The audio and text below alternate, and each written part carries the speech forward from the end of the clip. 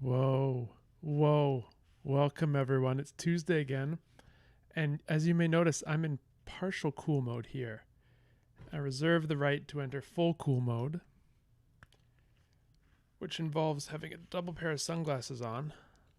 Well, it's only a single pair of sunglasses. Double pair of glasses on like this. I reserve the right. I'm not going to do it yet, but I reserve the right. Oh, I have to tell you a story. This past couple days, I don't know if anyone here gets migraines. I get migraines. And Friday night, what comes over me but another migraine? And, it hasn't happened in ages. And so I hang on through it. And last 2 days, I start to feel better. This entire weekend, I'm just sort of sitting down or lying down in bed listening to The Hobbit, great narration by Andy Serkis, and fantastic. I had a great time other than the headache and all of the other stuff. But Monday comes around, and lo and behold, as a great coincidence, I have an eye doctor's appointment that day. And so I go in, and they give me some eye drops, which dilate my pupils. And as you can see, I don't know if actually you can see this, but they're still pretty dilated.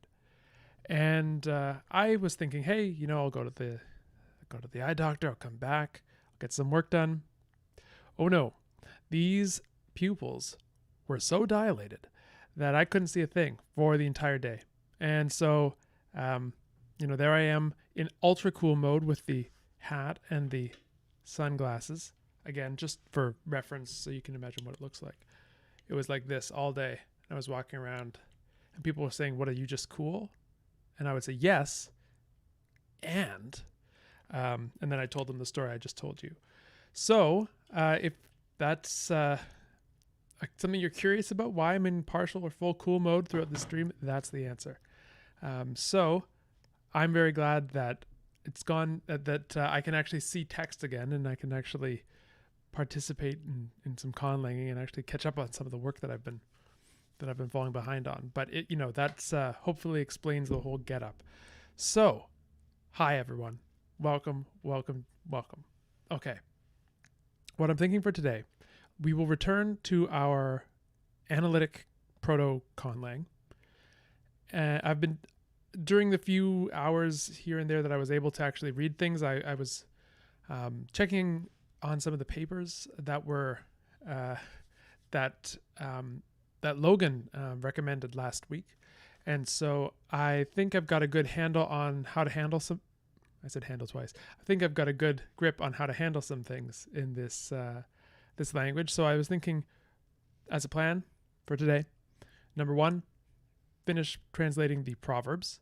Number 2, I think we could make up some cool names in this language, because I have this idea of having people or place names be composed of 2 morphemes, kind of like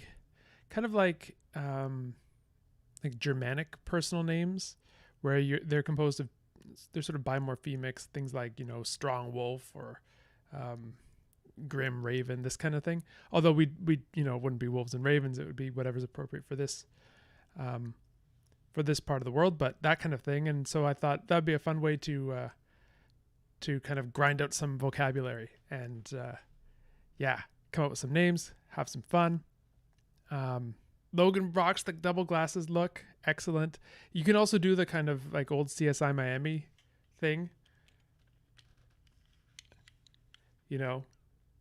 Some sort of pun. I don't know if anyone remembers this show, but back a certain number of years ago, CSI Miami was a show, and what would happen was whenever some murder would be discovered, and then the detective would say some sort of a fun line, and then at the punchline he would sort of take off his sunglasses and deliver it, and then the intro music would start playing. There are memes about this from those days, and you can experience that memery yourself if you wear the double sunglasses. The best, of course, is if you have a true double sunglasses, so you have one pair of sunglasses over another, so you can keep memeing. Oh yeah, I have a third thing that do not look into the light. I have a third thing that I think we could do, which is start to plan out some of the sound changes for at least one of the descendants of this family. We'll see how it goes. My eyes may at some point say, we've had enough. But until then, let's Conlang. So away we. Oh no, I got to do the YouTube intro. YouTube. Okay. Hi YouTube. I'm here in cool mode with you today. We are going to be working on our analytic family. We are going to be continuing what we did last time. So if you haven't seen the rest of the videos, go check them out at some point. But we're going to be continuing along, and we are going to be making some translations of proverbs. And we're basically going to be grinding out some grammar and vocabulary as we go. So without further ado, let us go to the side webcam and take a look at what we have so far. So thank you to all of you for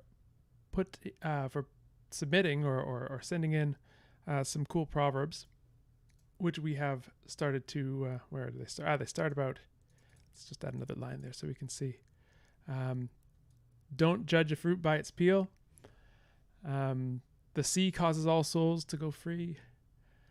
A single gust of wind is enough to turn a boat from a storm to the harbor. And then ask the experienced rather than the learned. So we have a few proverbs here. We've got a few more to do, and we're learning a lot about the language as we go. I'm going to zoom in a little bit here. There we go. And maybe we can get a 125% zoom going here. And I'm going to see if I can play with some word wrap magic so that you can see everything. Yeah, okay. Cool. So one thing that I thought, I had second thoughts about the word order here. I think instead of having the sea, so kusli tam sre sli kalnok, so the sea causes to freedom all souls. I think we might want to have something more like the sea causes all souls to go to freedom or to go free. And so I think that works a little bit better. Another thing I was thinking about for this language, so we have this within the sort of the nominal realm, we have this head initial order. So something like where is it? Oh yeah, kalnok. So all souls all. And so I think we should continue this. The one thing we are going to be adding, I think, will be something to some kind of determiners. I think this language should have determiners because we have a very flexible word class system shaping up anyway. And I think it will be nice to have some kind of syntactic means of, or morphosyntactic means of determining whether we're dealing with a morpheme in its noun use or in its verbal use in any given situation. So I think we may need to use some kind of determiners, some kind of article system. I was thinking of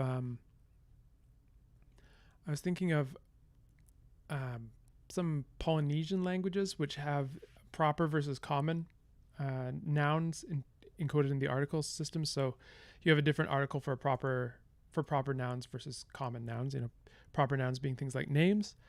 And so we might be able to work with that. These are just some things that occurred to me as I was, I had my head on the pillow and I was thinking, as I often do, I think we probably all often do, how can we improve our conlangs as we're drifting off to sleep? And so that's what occurred to me. Okay, let's see. What do we have to do? Actions speak louder than words. Oh, Zachary points out proper, definite, indefinite. Yes, this will be, this is, I like this system. I'm going to write this down up here actually. So proper versus definite versus indefinite would be cool. actually the what's it called? Sorry, you're gonna have to bear with me today. My brain is still in kind of post-migraine state, and so the gears turn slowly.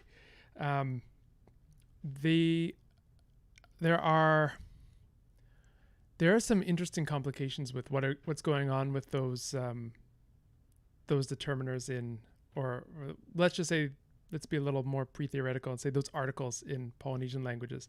And I think that there are some differences between or among them. I did, in my very earliest days of linguistics, I worked with Diane Massam on Niuean, and we were looking at this paradigm for Niuean, and yeah, cool stuff going on. Cool stuff. Logan, oh, interesting. So Logan says that there's a proposed linguistic universal that flexible word class systems must be associated with isolating morphology. Well, I guess we wouldn't be bucking the trend here, but it's it's interesting that you're working on a project that sort of takes that and tries to show a different way. Very cool. Okay, so let's do a little translation. So actions speak louder than words, and here we may actually end up getting a chance to use our article system. But let's hold off for now, and let's just give a brief translation. So actions. Do we have a word to do? I don't want to translate this too literally, but maybe it's something like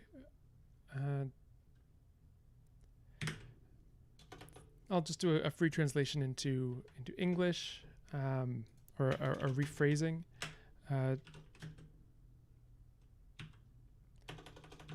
Doing is maybe worth more, or is more valuable than saying, as a first way to approach this. Then maybe we can come up with a more idiomatic way, but let's get the grammar sorted out first. So doing, we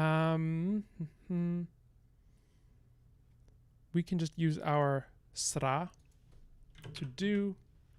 Do we have say or speak? No, nothing like that. So we'll need a new verb.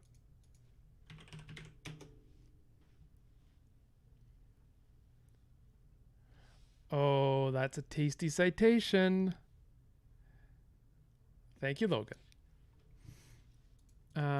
Okay, so doing, so sra, let's just do something like valuable, which I think the way we're doing it in this language is something more like have value, exceed, say.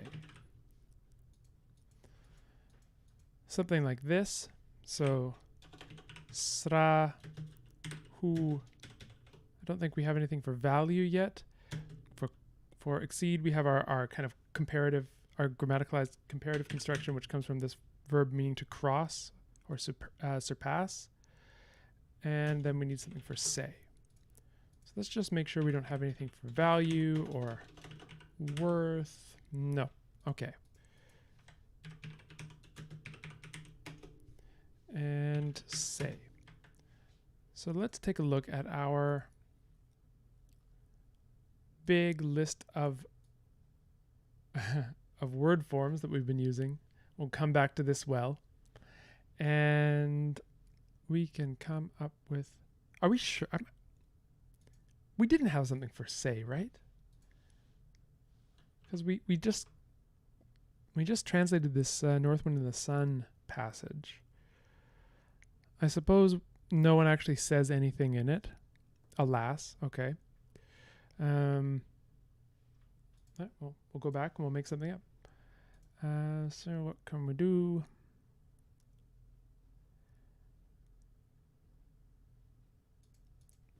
Maybe, what if it's something like sla, and then we have a nice rhyme. Sra hu something que sla. That would work. And I like nice compact word for to say. Okay, let's see. Then value. We could do something like moal. Humoal. Did we use moal already? Not that. Oh yeah, we did. It seems that I'm attracted to certain forms in this list. I don't know what it is. Be in time. I mean, I don't object to having homophony, but maybe we'll do something instead like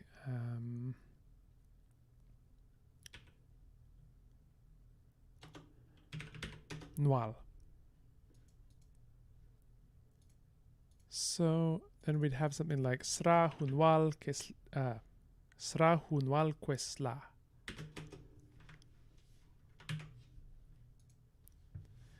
And here we're just essentially treating these verbs as event nominalizations. Doing has value exceeding saying. I think that works for now until we start to play with these articles.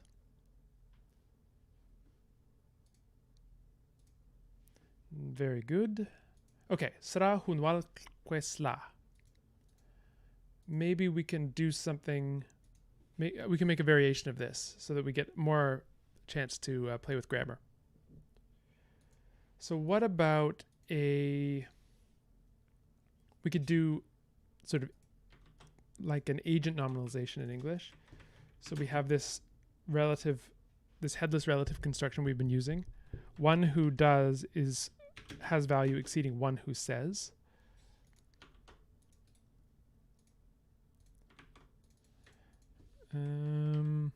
So then we have this relative marker. That works too. Asra hunwal que asla. What if we had a kind of patient nominalization? I'd like a different particle for that.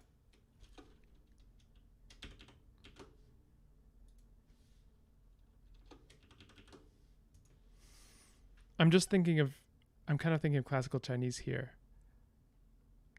Like with that swole construction, if anyone's familiar with that. I believe that comes diachronically from a noun meaning place.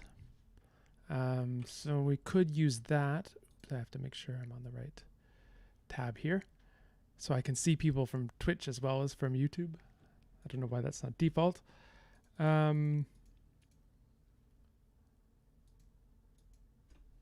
So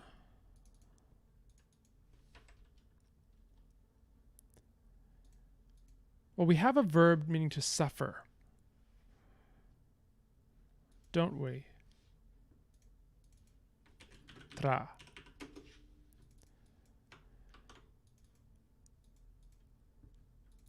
So we could do something like atrasra,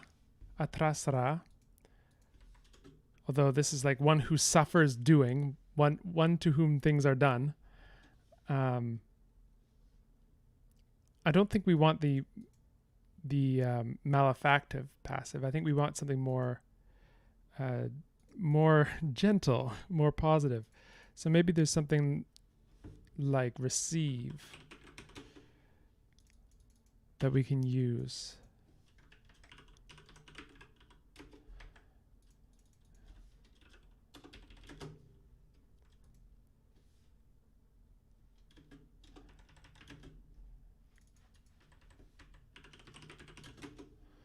Something like that, and we can gloss this as passive.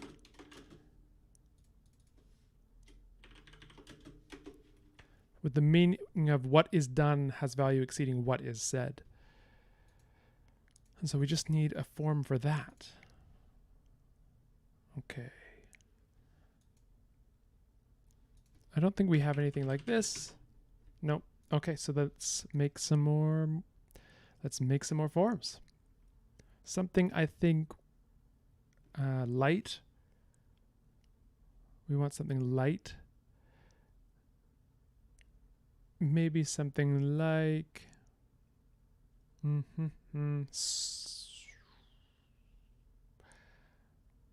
maybe something like pa.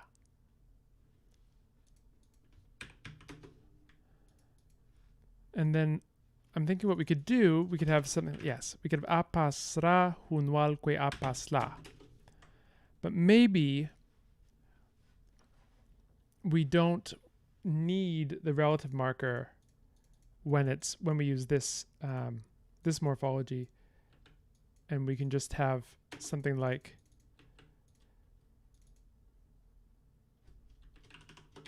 we can gloss this as passive relative pasra hunwalque pasla. Maybe. I don't know, Chad, what do you think? Does that seem of interest? Possessed, going to a passive noun.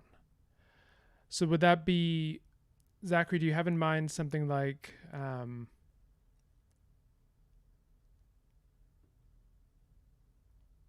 yeah, what exactly do you have in mind there?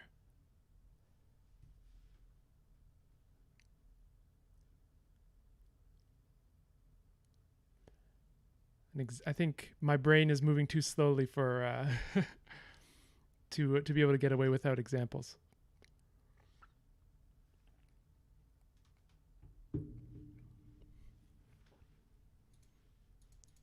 Receive, passive, relative passive.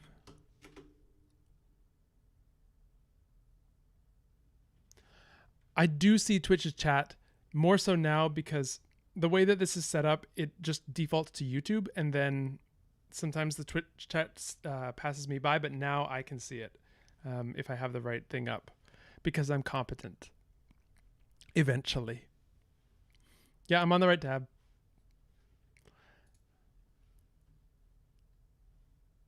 Sorry.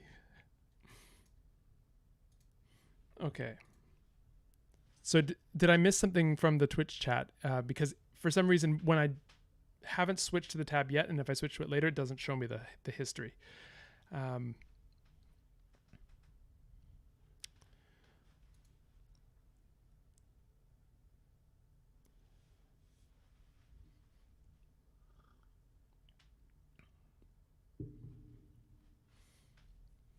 Possessed nouns can lose agency. Do we have a solution for possession yet? I don't think we do we? Oh, we just are marking it null. So we have a kind of a null genitive where we just have possessum, possessor order, and that's how we express it.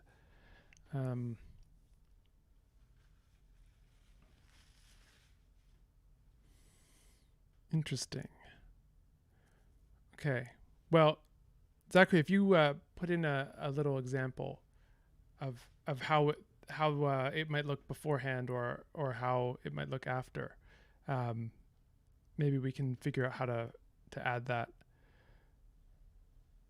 Yeah, Raven. Sorry, I'll see it now, but there are the software to do this is not very good, to be honest, and it's sometimes I miss stuff. So I'll see it when I look at the replay, but unfortunately, there's no way for me to go back now and see it. I know, it's so sad. Poor Twitch people. Yeah, but absolutely do try Twitch.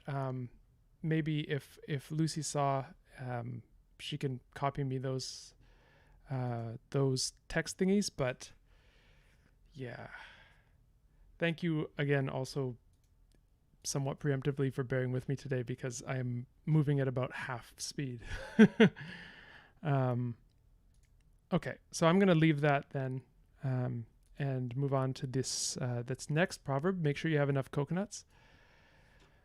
So what's really being said here? I think we can actually use the coconut, because that's good for this proto-culture. So we definitely have something like have coconuts enough. And then I think we want to capture this, make sure you have enough.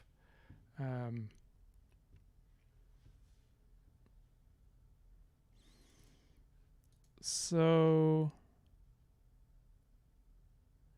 how could we do that? We could say something like,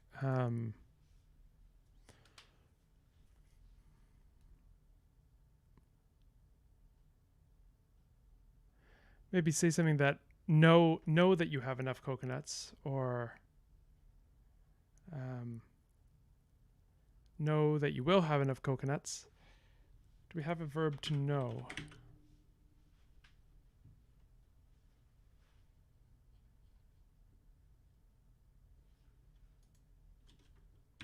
Yeah, maybe this is the ship combo having some sort of a modal meaning here. So like something like should or must. We can narrow that down soon. So you could say, you should have coconuts enough.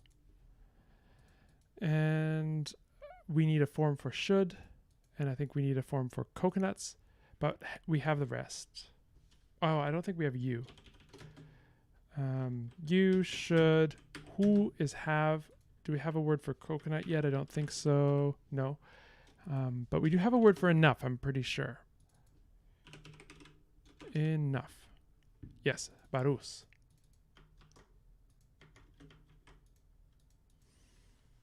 So let's come up with a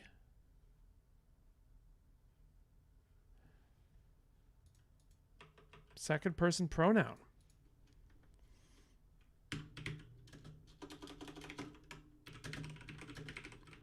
Probably not going to care about number marking because we don't seem to care about it anywhere else. And let's see. Let's find a nice light form for that.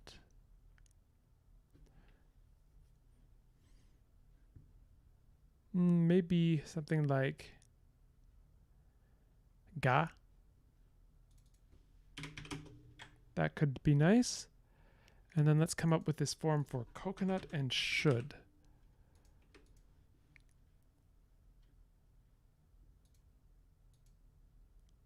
I kind of want coconut to be dude. I like that, dude. And then should could be something like sweep.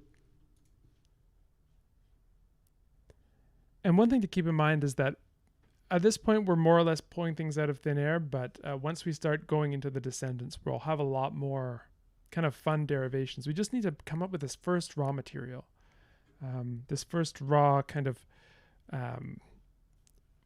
phonological material that's going to be associated with some of these core meanings, and then we can kind of snowball from there. So then we would have something like ga sweep hu dud barus. Ga sweep hu dud barus. I like the way that sounds. All right. Okay, Raven. Thank you. Can we get away with using the same word for say and speak? I mean, I think we can. Whether we will or not, remains to be seen.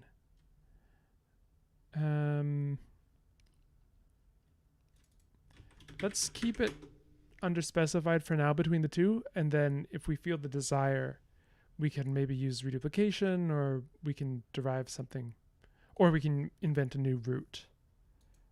Yeah, I left that there. Interesting.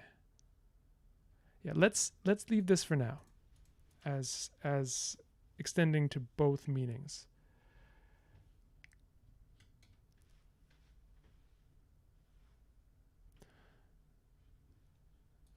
right. Gaswip hudud barus. Okay, this is going to be a fun one. A jack of all trades is a master of none, but oftentimes better than a master of one. Okay, let's try and figure out how we're going to do this. What is a jack of all trades? One who knows, or one who can do many things. Can do many. And how do we say but not well? Can do many. Okay, let's be super literal, and I think we can have a bit more fun with it first, but can do many not well. Surpass.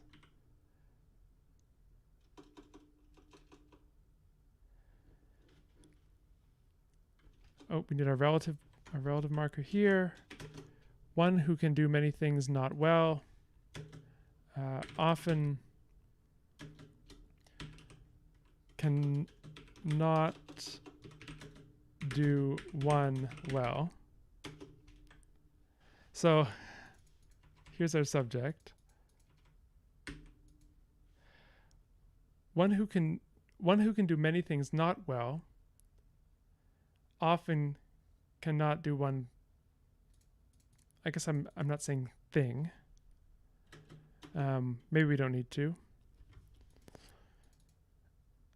Often cannot do one well, but often surpass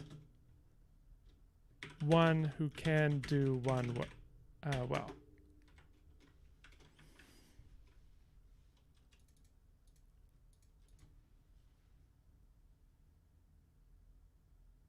Yeah, I think this will do. Okay. And for some reason, when I have the multi-stream chat up, it doesn't auto-scroll. Okay.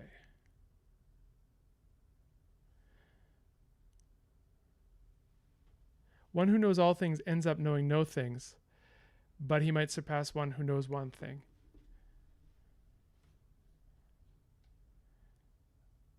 Yeah, how do we get this ends up meaning?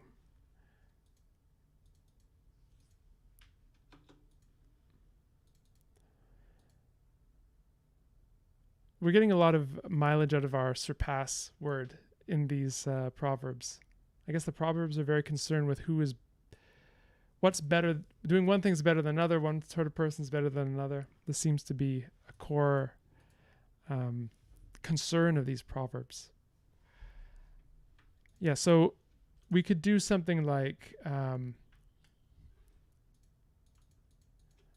often arrives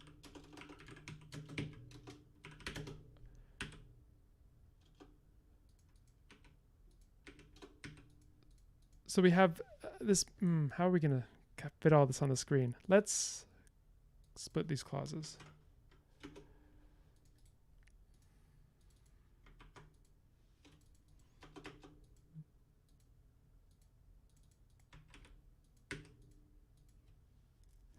Okay, so who can do many things or know many things? We can say know because we've been talking about knowing.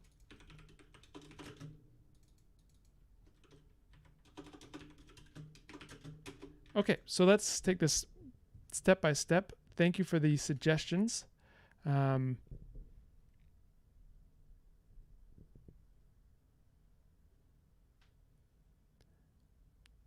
Sorry, Zachary, you're saying loud or quieter. Is that a reference to something I'm doing to the audio? Am I moving away from the mic?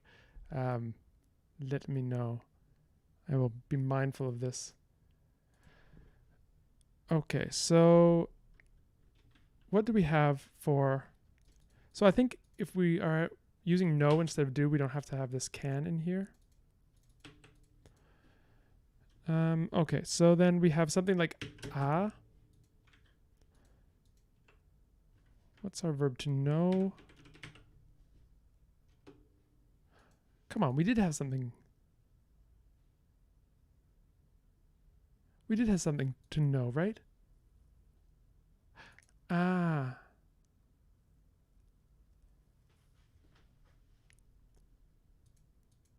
So we have this interesting one who has heard much.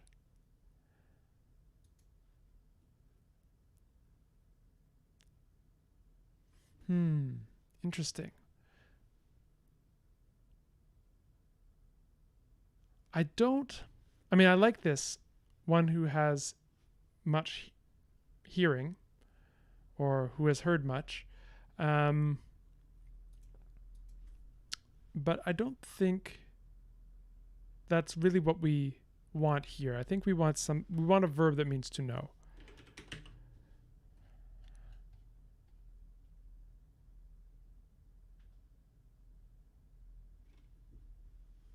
Oh, okay, super. I'm just very paranoid about introducing technical bugs. Okay. So let's come up with a little verb to know in our generated list. Maybe something like tal. That's kind of nice. So we could have something like atal. And what's many? Many is tap. Atal tap. So one who knows many, understood many things. Atal tap tar, negative. And well is going to be our word for good. Do we have the word for good yet? We don't. So this is going to be fun. We have to make this a good one. We have to make this something really tasty. What's it going to be? What about naran? Atal tap tar naran. Good. Then we need to handle often. We need to handle arrive, unless we've already done it. No, we have not. Often arrive, and then we can atal tar tap. We don't need do in here. Atal tar tap dru naran.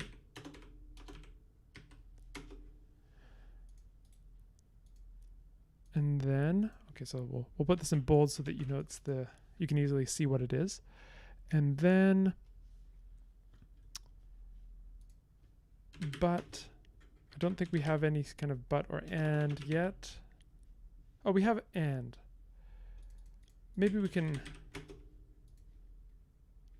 there's really not a huge difference between and but, logically speaking. So let's make this underspecified, because also remember this is going to be the proto-language, so we're going to be able, it's nice to put in some of these indeterminacies so that we can have one branch take one path and one another.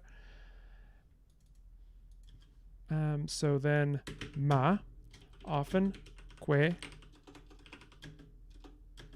and then a, tap, dru, naran. Okay, so we have three things we need to, actually 2 words we need to come up with, often and arrive.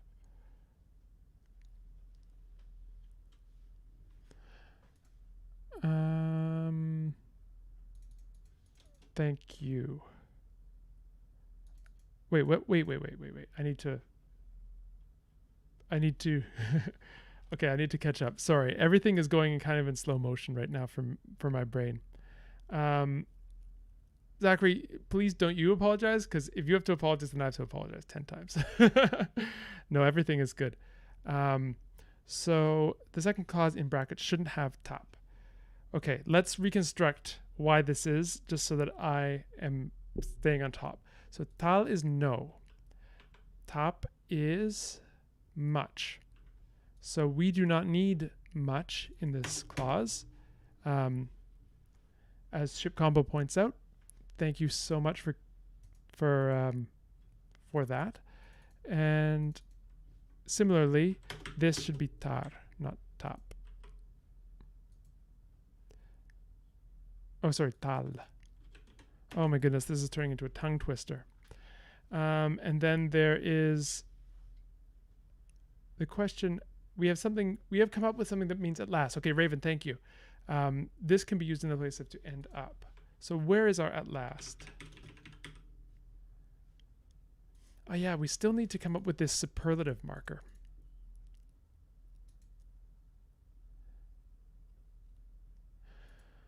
Okay, I need to consult some... I have to consult whether I've done anything about this yet. I have not. I've been putting it off. And so let's just do it. Let's come up with... Oops. Apologies. Get out of the way. That is not supposed to come up there. I don't know how to I just do not know how to use Windows. That's my big issue, but hopefully the days of streaming on Windows will not last too much longer, because I got a new MacBook and that'll soon be set up, so I'm happy about that.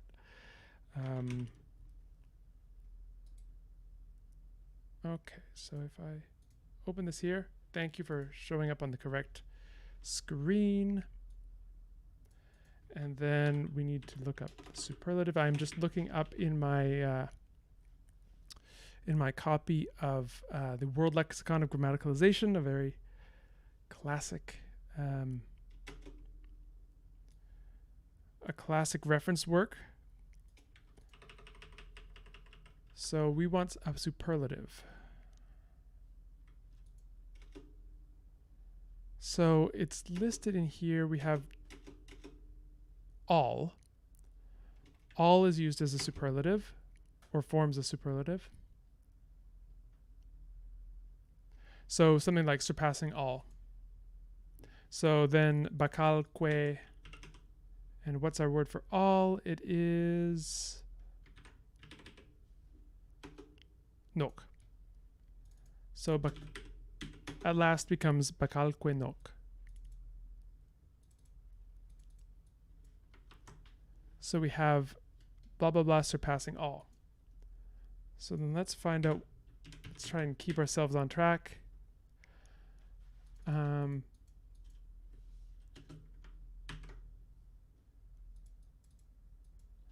Bakal. So this is really at last, bakal que nok. And bakal que nok. Okay.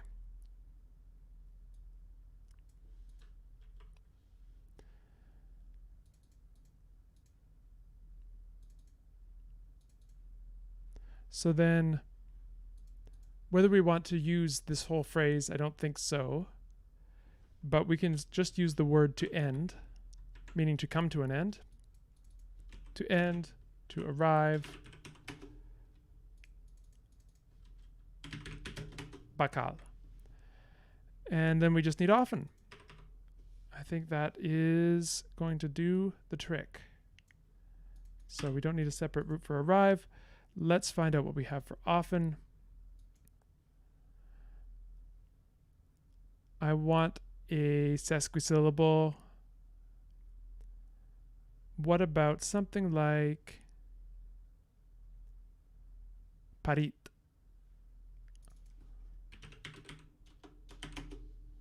We have a lot to do. Raven points out we do have a lot to do. Goodness gracious.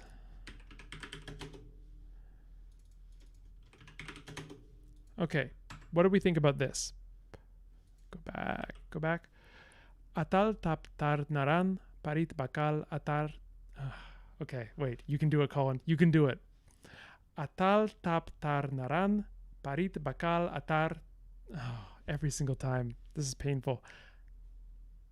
Atal tap tar naran parit bakal atal tar dru naran. Ma paritque atal dru naran. It's gonna pat myself on the back for that. That took a few tries. It's indicative of my mental state right now, how many tries that took.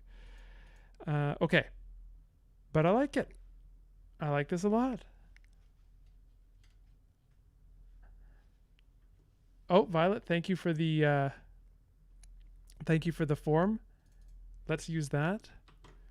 We don't have any uvulars in this language, but we could do something like bukak. And we'll use that for something else, because we have another proverb to translate. So, dead birds do not eat. Save your seeds and you'll be full. Excellent. Okay. So, how are we going to translate this? I think we have a lot of what we need. So, bird, dead, negative imperative, eat.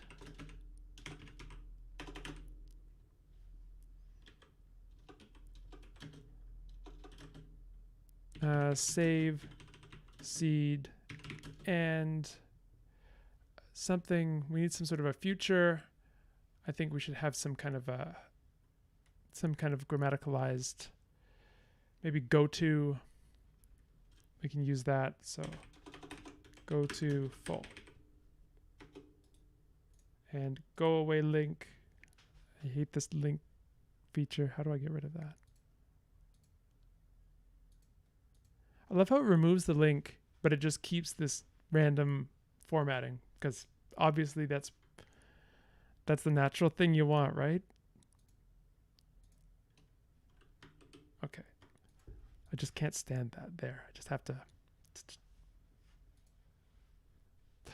Oh, and you arrive at fullness. I like this. Okay. So this is going to be our arrive word, so it's going to be bakal. So what do we have here? We don't have anything for bird. We don't have anything for dead. We do have a negative imperative, which is tarsu. I swear if you... Okay. I don't think we have eat. No. We don't have eat. We don't have save or seed. But we do have arrive. We do have and bakal. And we do have full, which is our word that means enough, barus. Bakal barus. All right. We've got a few words to do here. For now, abstract nouns can stand by themselves. I want to read what Logan sent to refresh myself on article systems. This is, I think we have the potential to do something really cool, but I'd like to have a little more up-to-date information rather than vague memories that go back like a decade. So that's the plan there. The eat is meant to be imperative. So we have tarasu, which is our negative imperative form. Where is that? Here it is, tarasu. So it's the negative plus su, which is the verb to want. So it means do not want.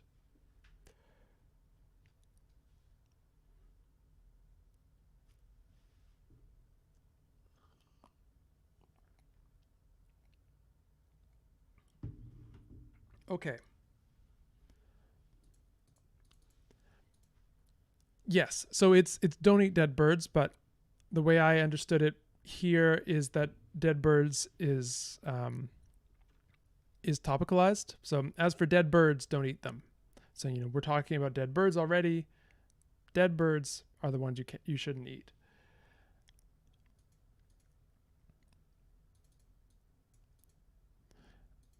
So then in that case, that's why it doesn't show up in its normal post-verb position. All right. So we have bukak here, which Violet sent in as a form, and I think that this could be a nice form for bird, potentially onomatopoeic actually. Bukak, bukak, right? So I'm loving it for that. Oops, nope, bird should be first. What am I doing? So let's come up with a suitably scary word for dead. And we have maybe something like dras. That sounds scary. That sounds kind of Halloween-y. Dras. Bukak dras. Tarsu. And then the word for eat.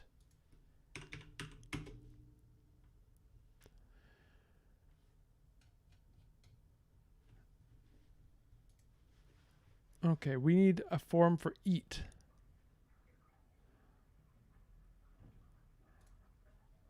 I kind of like this wa, because it evokes feelings in me of, you know, wah. I don't know. It just feels like someone's eating something, you know, wah, wah. So let's add that in. Pukaktras tarsungwa. Save seeds. Oh, I understand. Zachary, don't feed. Don't make them eat. Interesting. Dead birds do not eat anything. Oh, this makes a lot more sense. Okay, well, then it's not an imperative in that case. We can just say they don't eat. Tarngwa. Although I think it's also a good idea not to eat just random dead birds that you find. So there's some, you know, this is a PSA. Hi, everyone. I'm Colin Gorey. I'd like to talk to you about not eating dead birds that you find on the side of the road. Because that's everyone's problem. Everyone has to do their part, right? Okay. Bukaktras tarngwa. Save seeds. And actually, you know, now that I have this explanation, this proverb makes a lot more sense to me. All right. Save your seeds and arrive full. So let's add in what we've done so that we don't forget, which is totally something that I would do.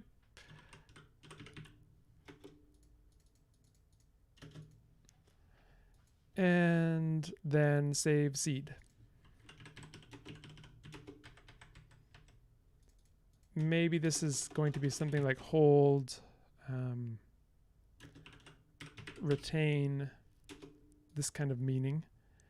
And then seed, well, that's fairly clear. Okay, so what do we have? What can we use?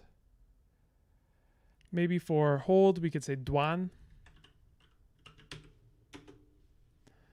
And for seed,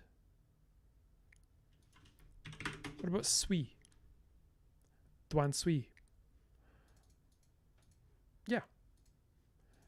So something like dwan sui. Extra U got in there somehow. Pukaktras tarngwa. Dwan sui ma bakal barus.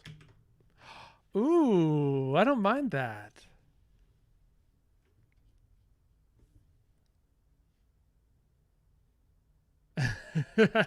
Violet says I'm soft. Maybe so. I do have to wear a hat so I don't get blinded by the light here. So if the shoe fits, right? Okay. Where are we? Oh, wow. How on earth has an hour passed?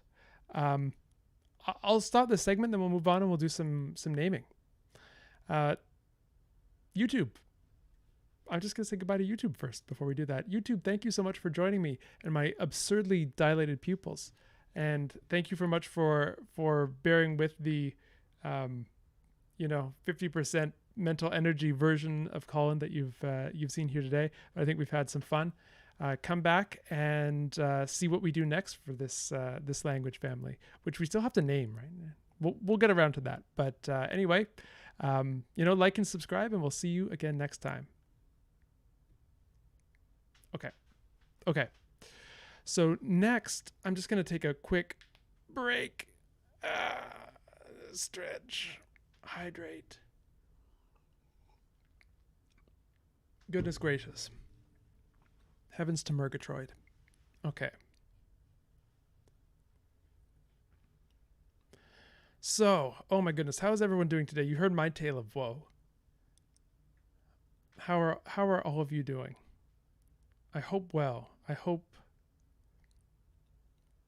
well. It's always something when for me, I don't know.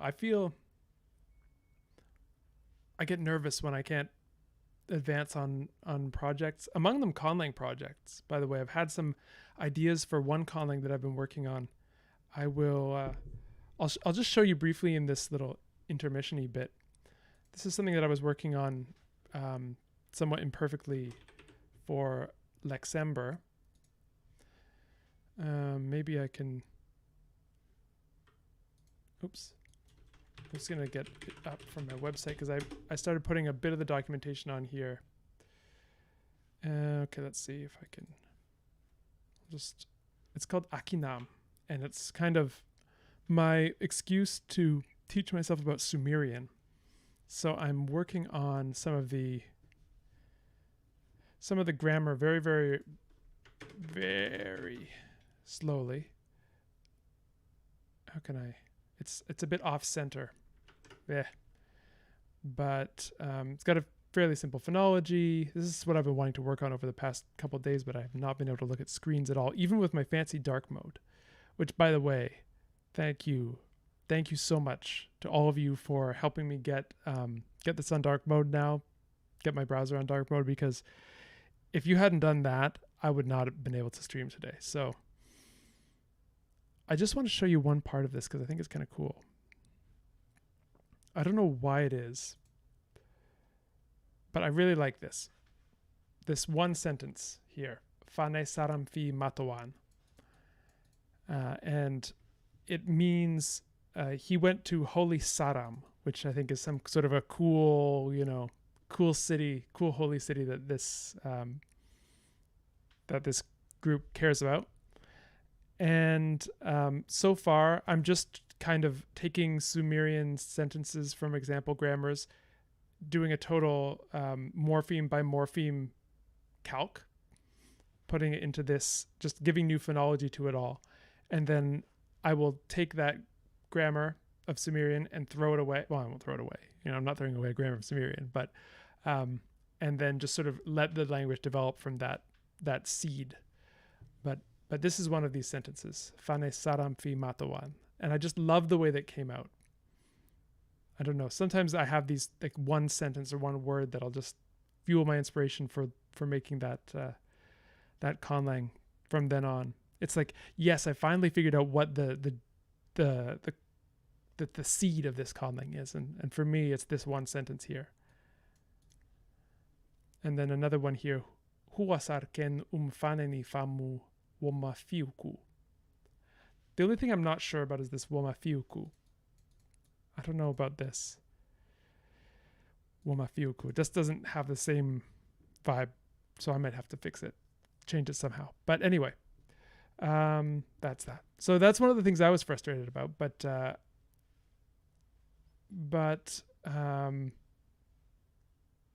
I see Violet has been applying for jobs. Excellent. I hope that the search goes well. I see Ship Combo's been devouring enchiladas. Really, always a noble pursuit. I wish I had some right now myself. Dark mode destroys... Ship Combo, I'm so sorry. Dark mode destroys your... Light mode destroys my eyes. It's a jungle out there. What can I say? I apologize. But hopefully you can, if you want to watch the replays late at night, then, you won't get kept up by it. You can actually fall asleep. I've been told I'm actually decent at lulling people to sleep with my grammatical explanations sometimes. So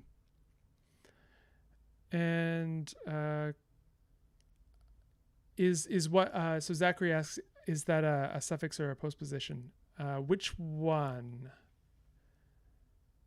The uku here?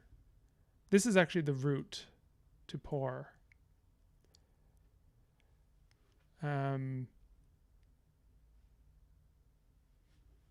Confirmed for Sith. It's true. I mean, it's false. I mean, whatever a Sith wouldn't say.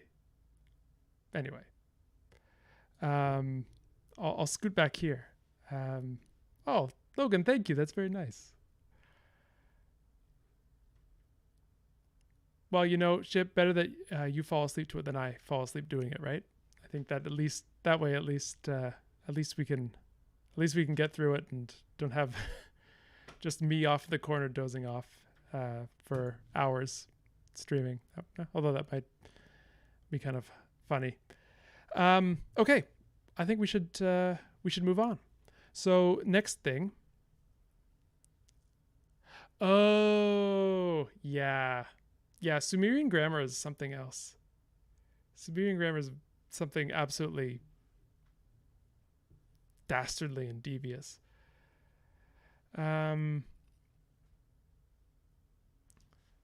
Yeah, Violet. This language has an interesting. I'll go back to it. This language has an interesting phonological. Well, it has interesting phonotactics in that within a root, or rather within a stem, there are no consonant clusters or vowels in hiatus allowed. But when you have a stem coming up to a clitic group, then you do have these things. So consonants are allowed to jet up against each other, like saram fi. So the dative is a clitic, and here we have this womafi clitic group, and it's coming up against uku. It just doesn't happen to work out that way. You know, it doesn't work out being that nice. Super. Oh, lichen, welcome. Is it lichen or is it? I don't know. I'm kind of. Even the word in English, I'm always a bit hesitant to pronounce because I don't know what the way is. Welcome.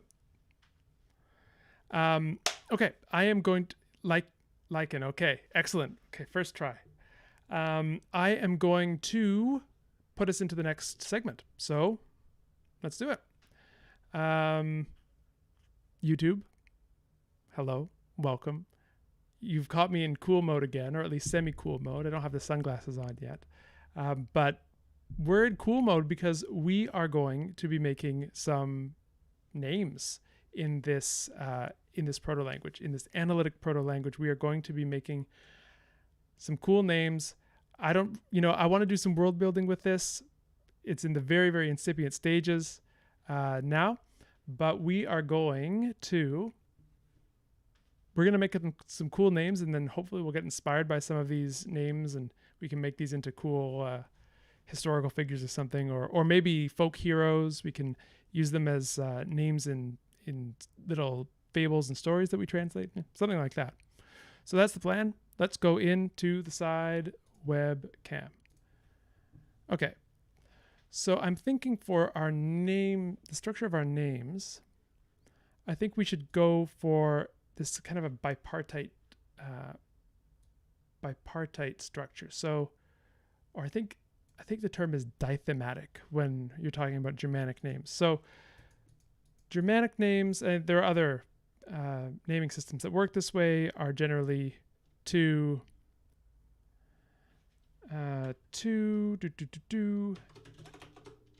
elements. Like you would have something. Now this is just an example of something we could do. We could have something like many, or something like coconut, many. So perhaps this means someone who has a lot of coconuts, and we would just use our what is it? Tap. Do tap. So that would be a potential name. Or what's another one? Pukakta. So this would be many chickens. or many birds. Or we might have something like bird good. So then in that case, we would have Kaknaran, and that would be this person's name. Sorry, I should add some spaces in here to make it clear what is what. And I should also have some semblance of order, but you know, that's the idea. So basically we're just coming up with a bunch of vocabulary. This is kind of a vocabulary building exercise, but if we come up with any particularly cool names that come out of it, then that's kind of a bonus. So what I would like from the chat, if you're game, is to come up with some cool names of this X plus Y format.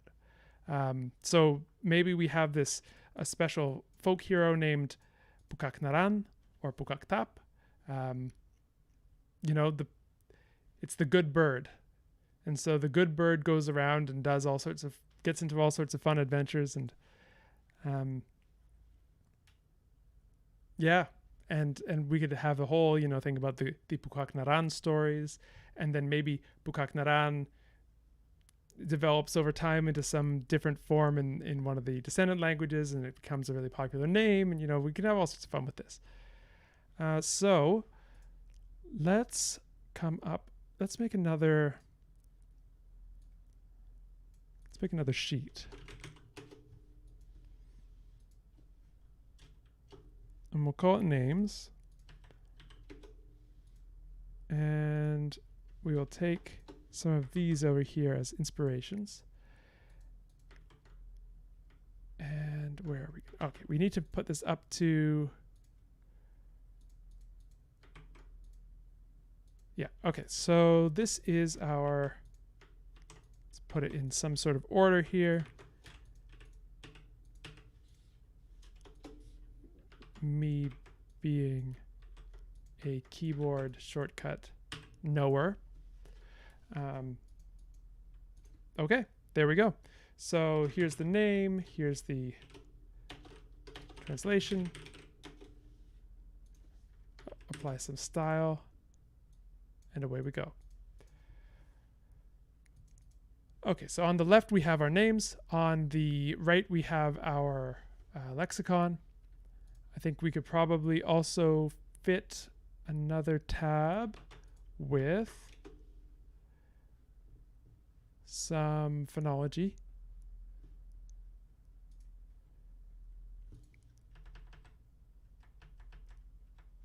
So this is our phonological inspiration here. Detach yourself, you browser tab. Okay. There we go. What everyone loves to watch on stream is Colin rearranging windows, but needs must. Okay.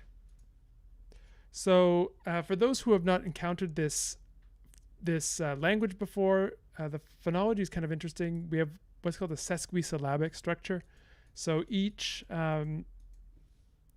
morpheme is maximally composed of a minor syllable and a major syllable. The minor syllable is a consonant followed by one of the three peripheral vowels a, I, u. That's the minor syllable. And the major syllable is composed of any of the consonants in the language plus one of the liquids, r, l, y, w, any of the five vowels, and then a final consonant. So you get things like, well, first of all, you get things like mapat, gonok, sakrat, sakam, nisun, tupud. These are examples of morphemes with both the minor and the major syllable. But then you also get things like que, prak, mot, where we only have the major syllable. So this is the sesquisyllabic structure that is found in Southeast Asia in a variety of different configurations. That's kind of one of the inspirations here. And so when we make up new forms, we will be using this. Okay. I have to catch up on some chat. because I saw some cool stuff going on. Okay, storm sail.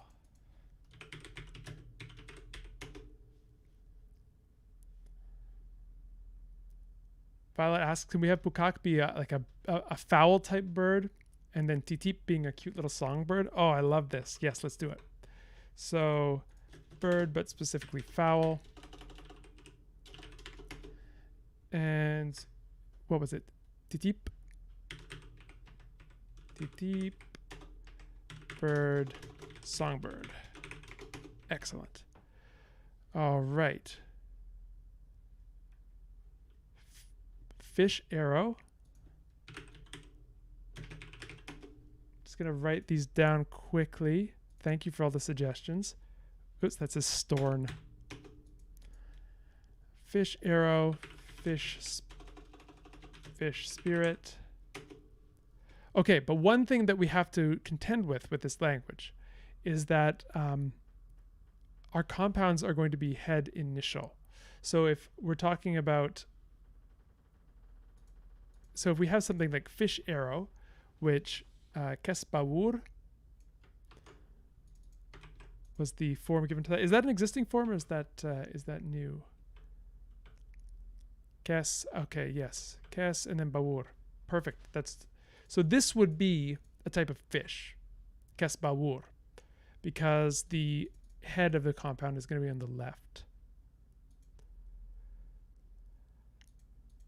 So if that's what we want, if it's an arrow type of fish, then all good. But otherwise, we'd have to flip it around. So fish spirit would be, again, like keskal, like a spirit type of fish. We could also have a fish type of spirit. I'll just write, remember, left-headed. So this is really more of the gloss. And we can have a translation here. So many coconuts, we can translate pukak by default as chicken here. Many chickens, good chickens. So we'll leave storm sail for now. Arrowfish, spirit fish, fish spirit. So essentially it's just going to flip from the gloss to the translation. And then we have kalkes. So storm sail would be a type of storm that is like a sail, which I suppose we could have, although I think perhaps I could be wrong that you were thinking of it the other way around. A type of sail that is like a storm or suitable for a storm. And yeah, like a swordfish. Yeah, so the arrowfish might be a swordfish or an eel.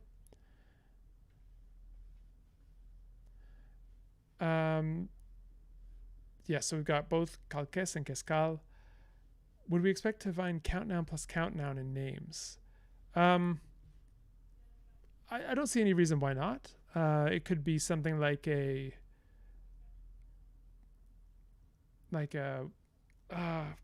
gears of brain working. Dvandva compound, where I believe this is something like brother sister, meaning brothers and sisters. I could be wrong about that.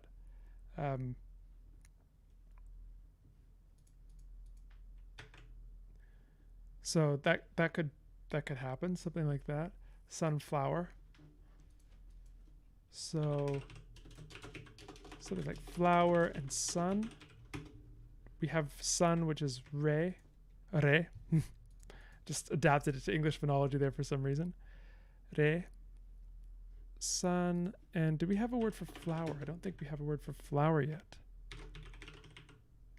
No. Okay, we need a word for flower.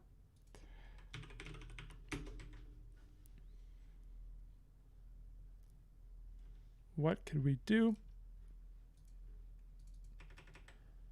We could have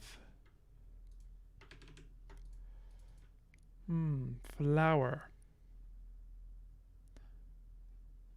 I saw something earlier that I liked, which was liao. To me, that sounds... Ooh.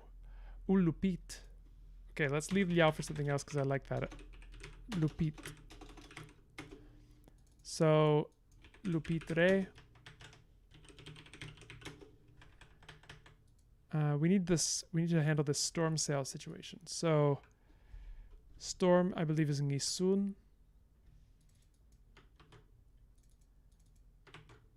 And sail. Do we have it? We do.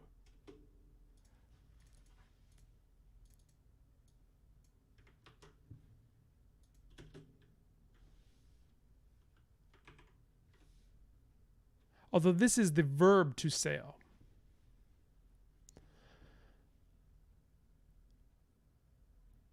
So this would mean something like a storm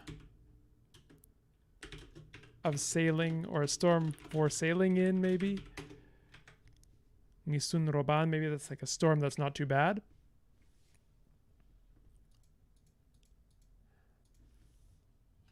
If we want to... Yeah, or we could do sail storm. So if we interpret this as a verb object, roban ngisun. So if we think about the main grammar of the language, we would have something like, this could mean to sail into the storm, or we could have something like this, one who sails into the storm, with the relative clause. But I think for the noun, for the names, we would just leave off the relative marker and leave it like this. I don't know why. I don't have like some sort of a huge reason about it, but I don't think I'd like to see all these sorts of relative particles on the start of names. So sailor into the storm could be a way of translating that. Roban ngisun, which is actually kind of a cool name. I kind of like that. All right, what else do we have?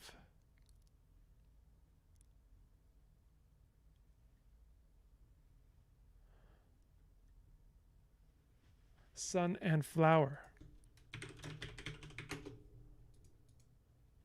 Yeah, so if we have this the other way around, it could have that meaning like a nice time.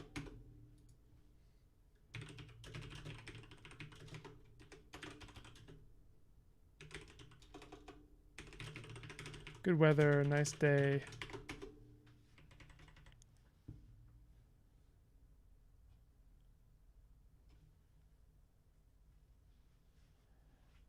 Thank you, Rising Rose. Gotta hydrate, gotta stretch. You can't see me, but I'm definitely... There we go.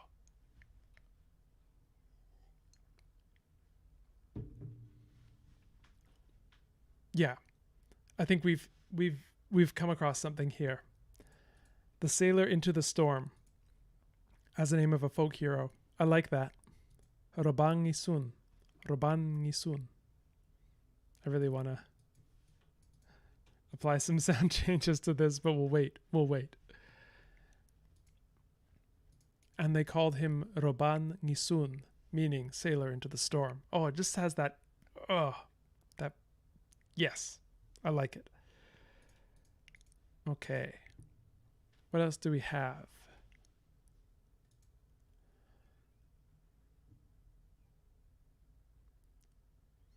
We could have something like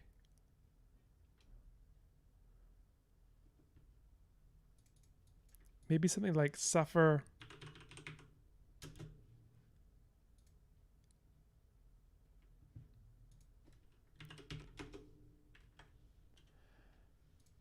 sun. I'm just coming up with things that might, one who endures the sun, one who goes out, because I'd imagine, if you're a sailor, you're going to be baking out in the sun all the time. That could be something that that you have to deal with. Ngasir re.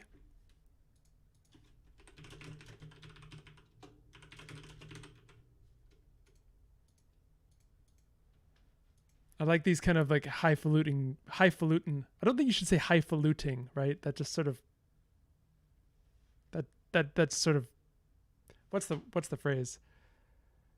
What's the phrase? It sort of ruins it, you know. You're complaining about it doesn't matter. So highfalutin version of these names: one who suffers the sun, the sailor into the storm, all of these kind of things. How does the syllable stress work? So the main stress will always be on the major syllable.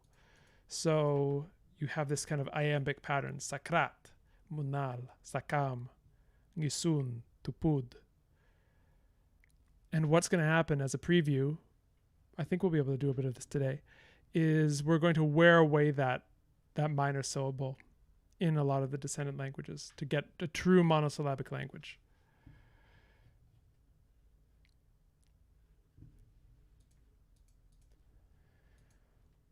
Okay. And maybe we have something like accept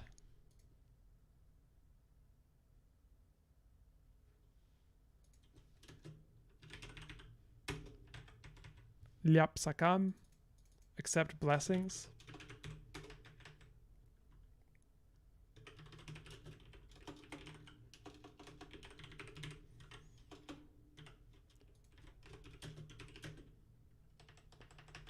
One who accepts blessings.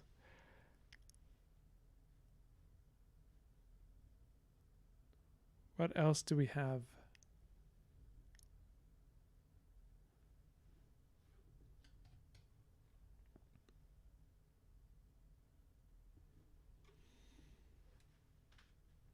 Okay. Hold fruit.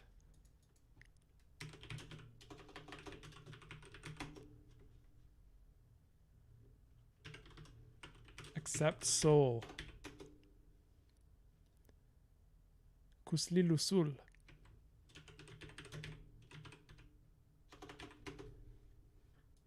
Kusli. Oh, I have to look that up. Bathe. Ah, yes. Although, one who bathes in the sea, because bathe or bath is going to be lusul. Kusli lusul would be something like the sea of bathing. So if you wanted one who bathes in the sea, I think we'll have to flip this around because of the head initiality of the compounds.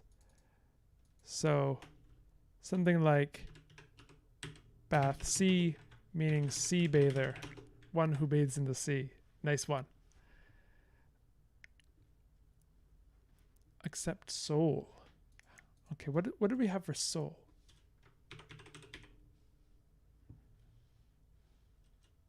Kal. Ah, yes, right. So liapkal. And then hold fruit. What did we have for hold? Duan. What did we have for fruit? Tarun. Duan tarun. Oh, can I just pause us for a second and say Duan tarun is a cool name? I really like that name. Duan tarun. My name is Duan tarun, the holder of fruit. Okay, maybe it loses something when you translate it, but Duan tarun. I could just imagine some sort of like epic scene where someone gets off of a boat and then someone says, "Who are you?" And then the person says, "I am Duan tarun." And then the other person says, "The holder of fruit?" Just think of who you might cast. That's all I'm saying. Prepare for it. Duan tarun is a cellar door. Yes. Duan tarun. I think we have found a cellar door in this language family. So we definitely need a name for it. I will push something out to YouTube. I was meaning to do it yesterday, but then all these, pupil dilation, unable to see screens thing happened, and I wasn't able to do it, but I will, because I believe now we have the power to send out polls to YouTube. So we will do that.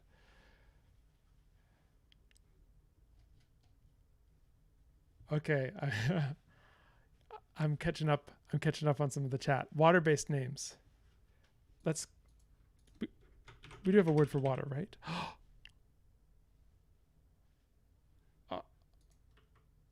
We don't have a word for water. Can we use liao for water in general? Because then we would have something like liao this, liao that. And I think that works. Like something like, I don't know.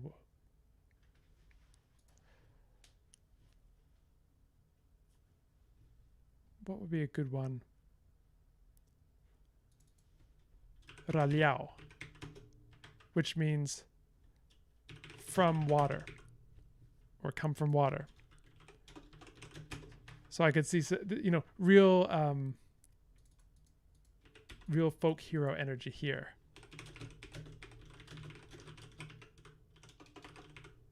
One who came from the water. Or sre liao, go to. I will never ever succeed in getting rid of these links.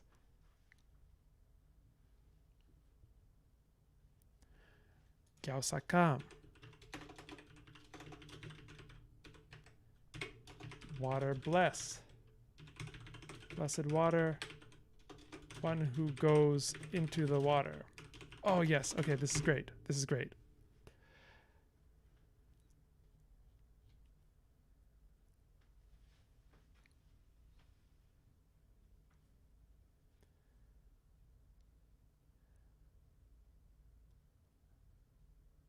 Wait, when you say we, just to be clear on what you mean, do you mean small or do you mean something more related to water, Lucy?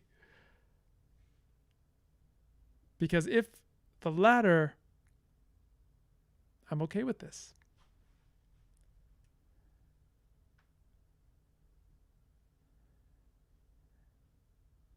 Excellent. It's related to water. Good. We will remember this. We will remember this for all time now. And you know, maybe there's some sort of mystical connection. I don't know. Okay.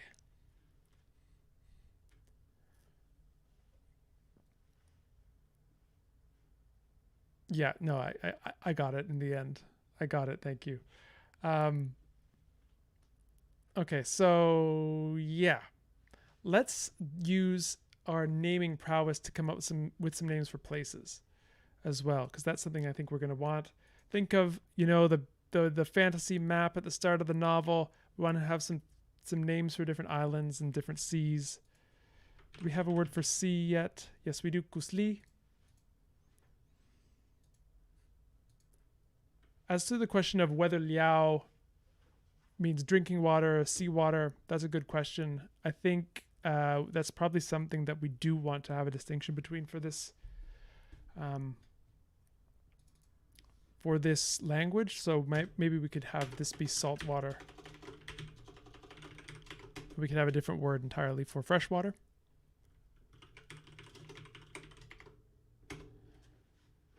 Which is unrelated.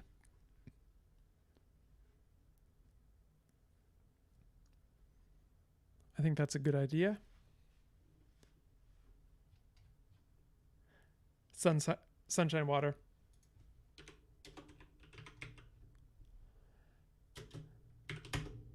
Liaore. Okay, are you happy?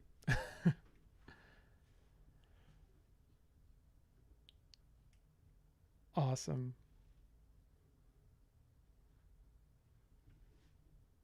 Thank you, Lycan. This is good. Okay. All right. What's next? Let's come up with some place names. Yeah, maybe.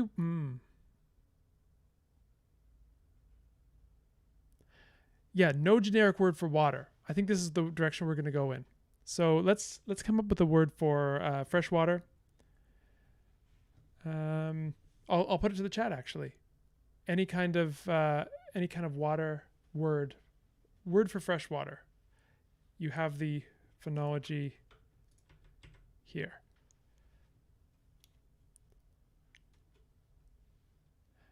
Perka will be, we'll have to adjust it slightly to fit the phonology. So we could have something like pikra,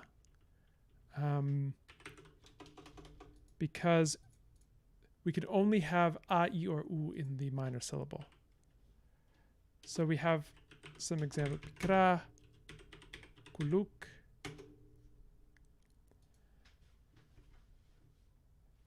And then George, the in the major syllable in the second one, if we're going to have a liquid, we have to have it after the initial consonant. So instead of perka, we'd have pikra, something like that. Kuluk. Yeah, okay. So let's use kuluk for fresh water, and we'll save pikra for something special that comes up. So we have liao and kuluk. I dig it. Okay. Oh. Yeah, gulu. Oh, sorry, gulu could be something like flood or downpour. The idea being excess water, like and thank you. This is brilliant. Gulu. And I think we have some ammunition here, so to speak, for making place names.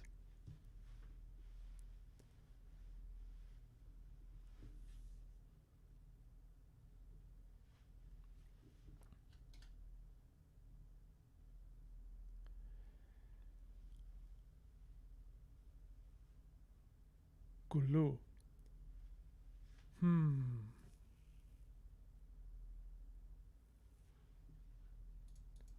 Or maybe, yeah, gulu is excessive amounts of anything. But in particular, water.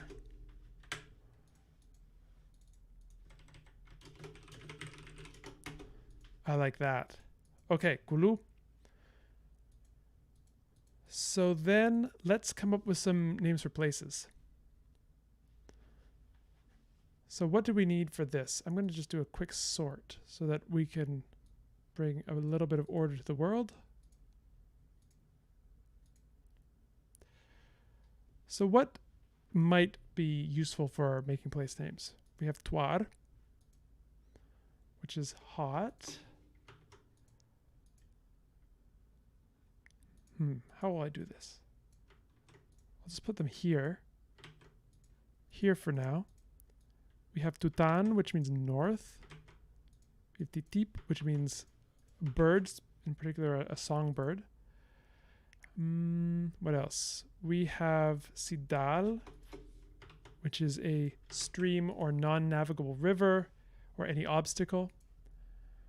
We have sakam, which means blessed. These are things that, that did not work the way I'd expected. We have, what else? Pana, this could be useful for place names. We have nisun, this could be useful for place names. Nrit, meaning shine. Nakri, river. Maybe something like Mot could be useful for a place name, perhaps. Lupit. Manis, we have a word for goddess. It's sort of the first words we came up with, actually. And Kuluk. So, Sol, that could be a kind of spooky name for a place. Taslor, harbor. Dras, dead. I see things going off to the side here. I can't wait to look at them. And no, okay. I think that's pretty good. All right, so we need some geographic features. Wow. It just warms my heart to see all of these amazing suggestions. Okay, so let's. I ate some kiss, I drank some kuluk, and then I felt gulu gulu. That's life. Oh, thank you so much. Thank you so much, everyone. Okay, I'm catching up here. So we need some geographic features. We have one for a river. We want one for a hill. So let's come up with hill, island, bay, beach, point, sand, and we need some. At the very least, we need black and white, and then we can move on from there.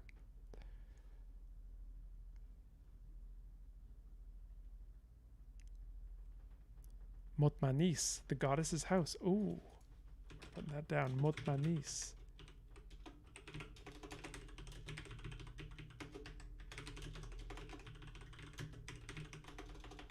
The goddess's house. I don't think this stream has a house style with what to do with apostrophe s after an s, so we'll just leave it like that. We're running out of real estate. I need to shuffle some things around. I always click the wrong thing. This is my life. Okay. Motmanis. I could see that. I could see that on a world map. You know, you're looking, you're panning over, you see the sea, you see this one island out in the middle of the ocean, and on it says Motmanis. And then in parentheses under it, the goddess's house. Just think of it. Okay. Daras. Oops, I've lost our... Where did it go? I've lost our little... Oh, there we go.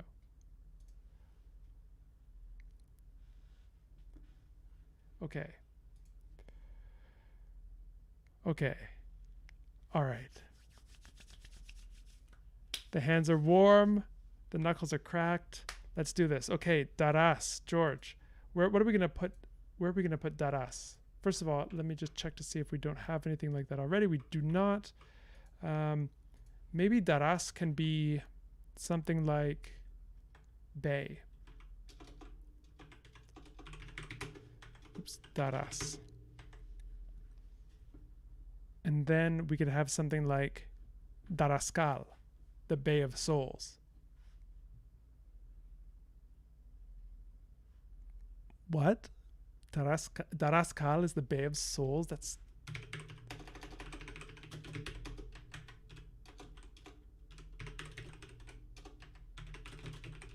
This is like a spooky island civilization now. Oh, yes, okay. This is working. This is working. Why are Bay and Dead so similar? Well, obviously you've never been to the Bay of Souls. You know, if you're asking that question. Yeah, Lycan, thank you so much for joining us. Gedun. Now I'm going to just change the vowel on that minor syllable to be Gidun, because the minor syllable has a more restricted vowel inventory than the major syllable. So it has to be A, I, or U. Sometimes in these sort of weak positions, you will have fewer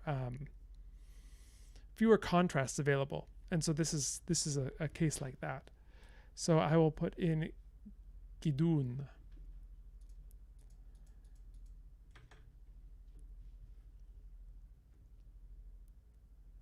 Strong is this. We do have powerful, which is hungisun, to have storm. So we have this polysemy between storm and powerful. And so strong specifically, we don't have actually a word for it yet. We may not need it, but I think it could help at some point. Daras and Dras are definitely going to merge. And they're probably going to merge like 100% in some of the descendant languages. That's going to be fun. Okay. Oh yeah, I was writing Gidun. Now maybe gidun can be one of our color words. Maybe like white. Gidun. So then we could have something, and let's come up with a word for island. Ranis. I love it. Thank you, George. Sil for beach. All right, and then so what's white beach going to be? Silgidun.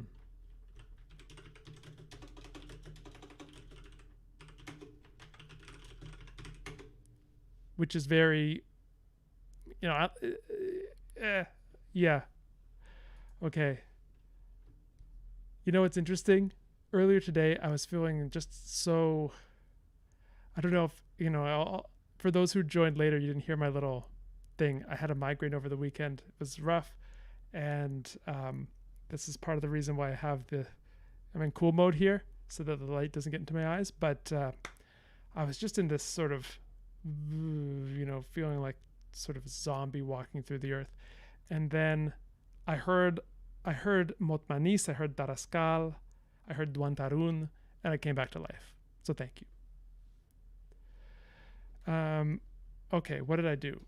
I missed some things. Let's show all the letters. Yeah. There we go. Ranis is strong. Nunyu for black. I love it. Oops. Nunyu.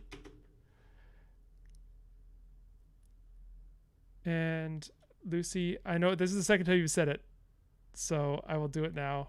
No, I'll do it in the intermission. Actually, we're coming close to the end of the stream, aren't we? Okay. I will do it. Let me know, Lucy, remind me after I finish this little segment here, and then I will talk about the Historical Linguistics Challenge. Okay, so, oh my goodness, you are all my favorite people. I'm writing down some forms here.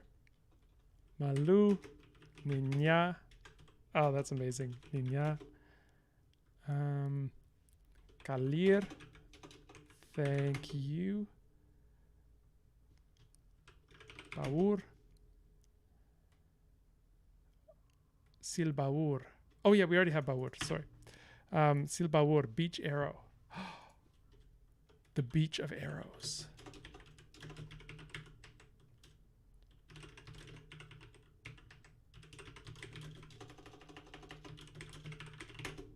That's cool. That's like maybe the site of an ancient battle. The Battle of Silbaur. The beach of arrows. And you could get all narratory. It was not since the Battle of Silbaur, the beach of arrows. That kind of thing. That could happen. That could happen. Okay.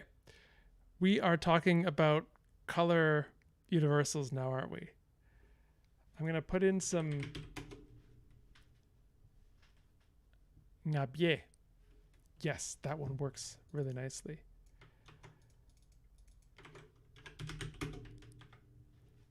Okay, so we need to actually come up with some names for some of these.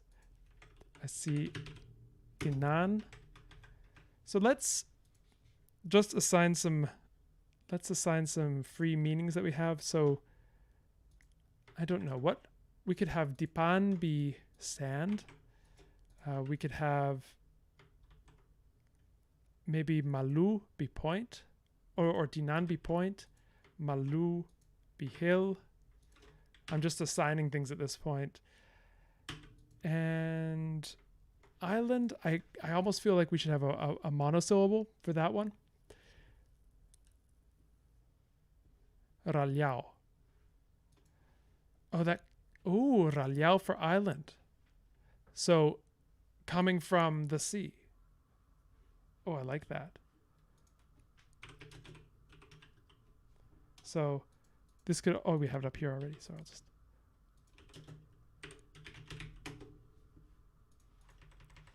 I also kind of want to make a system for poetry.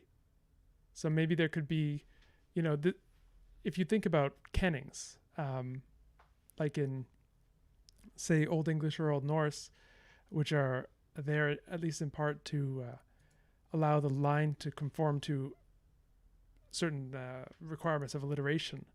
So a kenning is sort of an indirect, it's a circumlocution for a noun, where instead of saying, the classic one that everyone mentions, instead of saying sea, you say hronrad, which means whale road. And that way you can alliterate with other words with H instead of a word with S for sea. And so maybe this language has a similar kind of poetry, and we would have things like, instead of saying the word for island, they would say raliao, because they need an R alliteration there. Okay, so I'm going to keep catching up. Noun A, noun B does mean, okay, I have to think about this. So it's possessum, possessor. So if we have, let's see if I can find an example.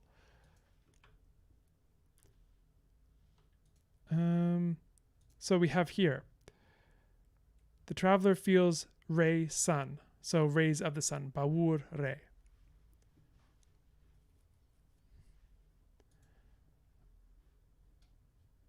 Okay, I've got catching up to do. I thought I was going to have time to do some sound changes today, but I don't think we will. Titias, walu. Ooh. Walu just sort of feels empty, doesn't it? Oh, I love it. Okay, so I know that I've missed some things. I've definitely missed some things. Musas, musit. I'm going to put all of these down. And I think we should at least account for all the words that we have. But I really would like, for island, I would like a monosyllable. We can definitely go overboard. I think, going overboard is kind of our MO on this stream. I don't know.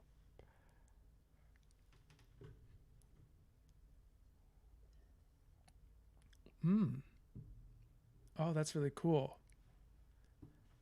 The word for nothing. Yeah, I like that. I love these little Easter eggs too, when there are some things from natural languages that are kind of slightly obscured in a conlang. I like that.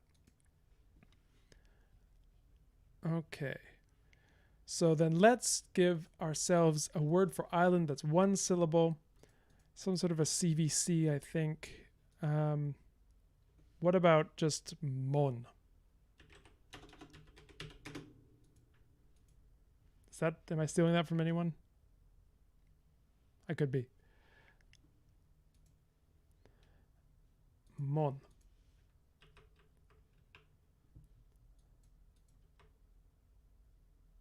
So then if we go back to our names, we could have something like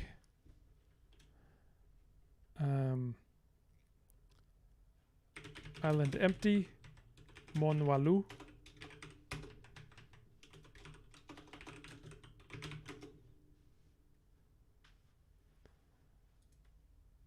He set sail to the Isle of Mon Walu. See, this is part of the process. You have to imagine some sort of a narrator voice coming up with all of these things, saying all these names, and then if you can imagine it, then it can be real. Okay. All right. I'm going to I'm going to have to learn my lesson and maybe get someone to copy and paste this stuff off, because your creativity is unrestrained today. You have absolutely no creative block. Writer's block, I don't think you've ever met it. And I'm absolutely thrilled. So I'm going to write this down, and I'm going to paste values only. I don't know why that happened. All I want to write is what Ship has put in the chat. That's all I want. That's all I've ever wanted. So I'm going to put that in here. Oops, no, I'll put it in here because I think it's more appropriate there. I will organize this stuff, and then next week I think we'll pick it back up again, because I do have 5 minutes left, and I want to give one or two announcements. So I will return to the full screen. Thank our YouTube friends for joining us. We hope you enjoyed that that expedition into onomastics, and hopefully if you've watched to this end point, I really salute you, and would suggest that you subscribe to the channel, because we do this all the time. This is another long-running series. This is our season 2 of Conlang with me, and so if you like that, there's plenty more to come. So thanks again, YouTube, and we will see you next time. Okay, YouTube's gone now. So a few things going on. Number one is that we have the historical linguistics challenge going on the Discord. We have now expanded it to 3 groups. So there are three groups. Essentially what the premise is, each group is coming up with one language and then deriving a variety of descendant languages from it. And then on stream, I will try, with the help of the chat and the other teams, to reconstruct the proto-language that group had started with. And so it's a little bit of stump Colin, a little bit of stump the chat, and we're going to have fun with it. The first one is going to be on the 29th. The second one is going to be on sometime next month, to be determined. And the third one is going to happen a week or two after that, probably in late April or early May. So Group C, this is what Lucy told me 3 times to say, and I'm finally saying it. Group C is looking for new members. Groups A and B are relatively, well on their way, but Group C has just started out and they need new members. So if making a bunch of related languages and then trying to stump me and the rest of the chat with them sound like your kind of thing, please do first of all, go to the Discord if you aren't there already, because it is a very hopping place these days, and talk to Lucy on the Discord and she will get you set up.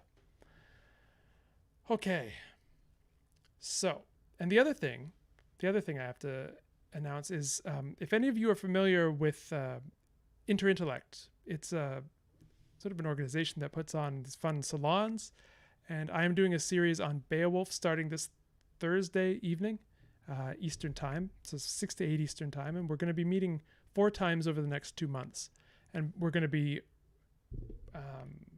what's the word? We're going to be reading Beowulf together, and essentially we're going to be taking a mostly linguistic look at it. And so the first meeting is on Thursday. If that sounds like something you are interested in, we will, I will put a link in the description to this stream video, which I have not yet done, but I will hurriedly do after we stop it, and then you can join us and read Beowulf.